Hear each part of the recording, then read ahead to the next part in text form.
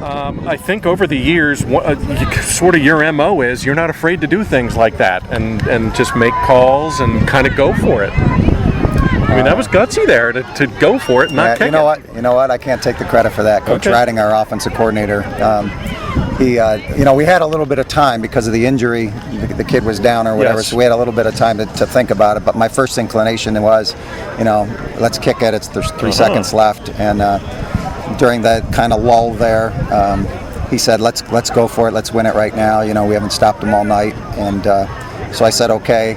The crazy part was, Simon is our tight end at the point of attack, and he was out. So then we had to shuffle some linemen. So I was kind of like, okay.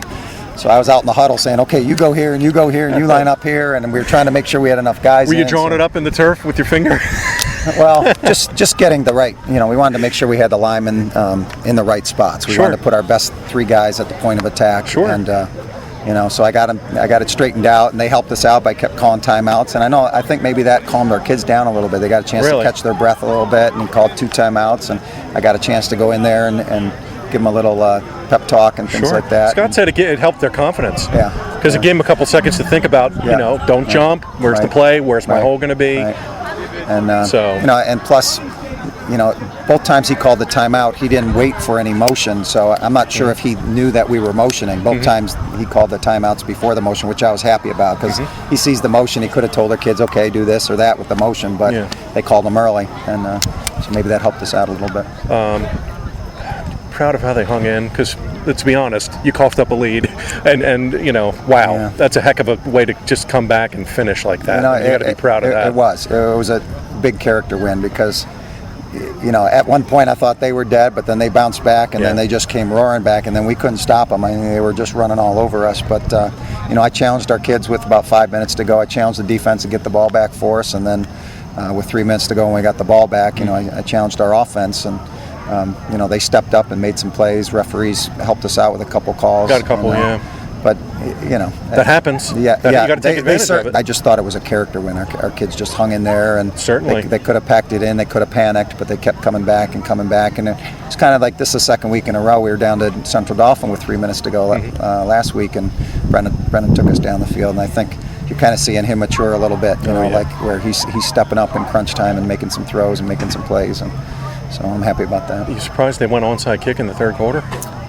No, because I think they needed a momentum boost. Even though they had scored the touchdown, I thought they needed to have something happen. We were prepared for it. We were right there. I'm not sure it went 10 yards. I'll have to watch the tape. But, I'm not surprised. We just got to recover that ball, and maybe that helps us. Maybe that stems the tide. But we didn't, and then it just kept rolling from there.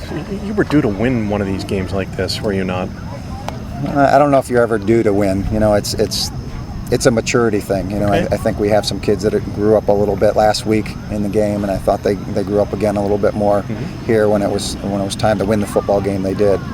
People don't realize how hard it is to win football games. Seriously, you think it's easy. You think it's you had it in the bag or whatever. I mean, kids aren't going to quit. Kids are going to make plays, and that's not a slouch of a football team. They got some weapons. That's a district finalist over there. Yeah, they got some good backs. Their kids played hard. The Milton kid chewed it up tonight. He was really good. No doubt. So. Really good. Okay, so you got an OT game that you're in at CD, and then you win a game like this.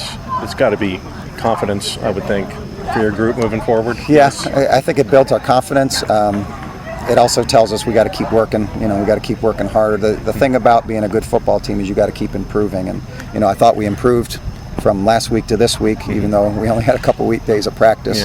That obviously I think hurt us a little bit, but we got to keep getting better. That's the biggest thing. We can't just say, okay, well, we won a game and be happy with that. We got to keep improving, and no matter who we play, we got to be ready to go. Sure, you got to build off this now. Now you got to kind of take advantage of it.